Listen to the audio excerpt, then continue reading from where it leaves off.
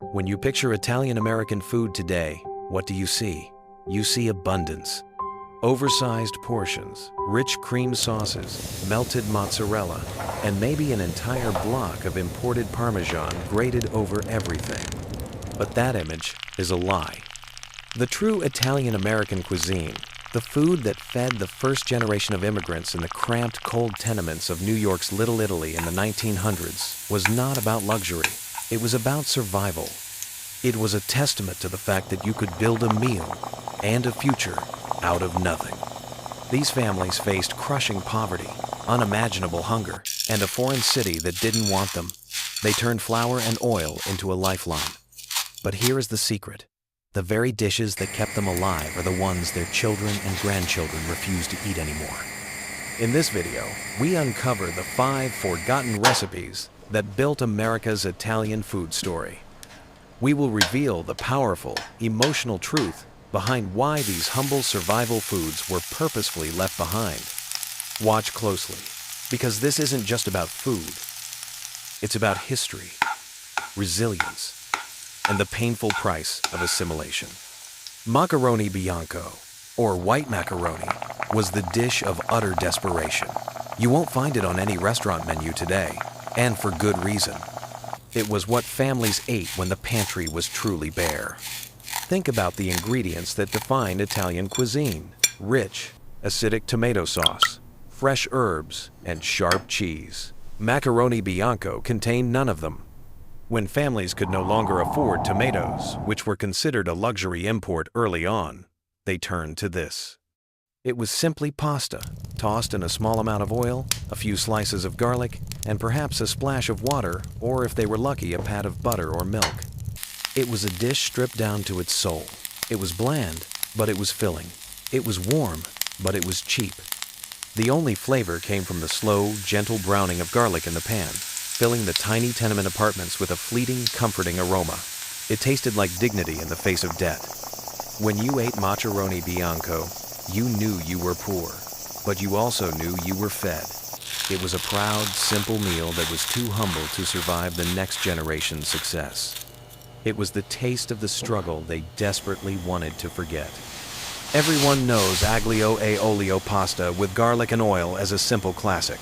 But for the immigrant families, it was the emergency signal. It was the meal you made when your cash reserves had hit zero. The survival version was far more extreme than the dish served in restaurants today. The oil was often the cheapest available, the pasta was whatever shape was left over, and the garlic was the only star. The key was to almost burn the garlic, frying it hard and fast until it released every ounce of flavor into the oil, creating a pungent golden sheen. There was no fresh parsley, no hint of crushed red pepper, and absolutely no cheese. This dish was pure scent and sustenance. It was lightning fast to make, requiring almost no preparation or cooking time. Perfect for a mother working 16 hours a day. The scent was a signature of the Italian tenement halls, a warm, spicy perfume that cut through the stench of the city. But it also carried a heavy message. Aglio e olio was the ultimate proof of lean times. It was a constant reminder of how little they had, which is exactly why the moment they could afford a can of tomatoes, they banished this stark recipe from their table forever. Pasta e fagioli, or pasta fazool, as it was affectionately, and sometimes jokingly, called, was the protein solution that saved countless lives. Meat was an impossible luxury for working-class families in the early 1900s. A butcher's scrap or a tough piece of cured pork rind was used for flavor, but the main event was the bean. A large pot of inexpensive white beans would simmer for hours on the back of the coal stove, thickening naturally into a rich, creamy base. Near the end, whatever small broken bits of pasta were salvaged from the week were tossed in. This dish was the definition of hearty. It was cheap, it was filling, and it was said to cure everything from a cold to homesickness. The genius of pasta e fagioli was its ability to stretch. It could feed 6 people on the budget of 2, and it tasted better the next day. But because it relied so heavily on the cheapest possible ingredients, beans, as the substitute for meat, it became intrinsically linked to the shame of poverty. Once the money started coming in, and the family could afford beef or chicken, the pasta fazool was instantly downgraded. It was seen as the food of struggle, and to eat it when you could afford better was to admit you hadn't fully made it in America. In Italy, Parmesan cheese, or Parmigiano Reggiano, is a staple. In early 20th century Little Italy, it was an imported extravagance. So, immigrant cooks invented one of the most brilliant culinary hacks in history, the poor man's Parmesan. They would take stale, day-old bread, process it into coarse crumbs, and toast it in a pan with hot oil, often with a few anchovies dissolved into the base for a salty kick. When these golden, crunchy crumbs were tossed over the finished pasta, they provided the exact texture, the rich, savory umami flavor, and the visual illusion of grated cheese. This was a dish of proud deception. It allowed a mother to serve a plate of pasta that looked and tasted rich, even if her wallet was empty. But again, it was a substitute. It was a visible, audible signal that they were cutting corners. The moment a family could afford a wedge of real pecorino romano, the toasted breadcrumbs were discarded. It was a conscious choice. They wanted to taste the real thing, not the creative trickery born from necessity. The fifth and final forgotten recipe is perhaps the most difficult to talk about. L'acqua cotta, literally translated as cooked water. It was not truly a pasta dish, but a near-watery soup that encapsulated the absolute bottom of the immigrant struggle. It was made of nothing but hot water, sometimes flavored with an onion, a piece of celery, or a vegetable scrap begged from a vendor, and thickened with a few pieces of stale bread or a handful of tiny broken pasta bits. It was sustenance, not flavor.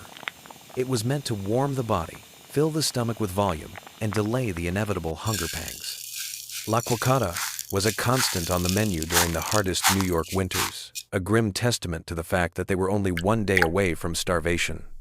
Because it represents the absolute nadir of their economic struggle, the period where they truly had nothing, it is the one dish that survivors and their descendants are most eager to erase from the collective memory.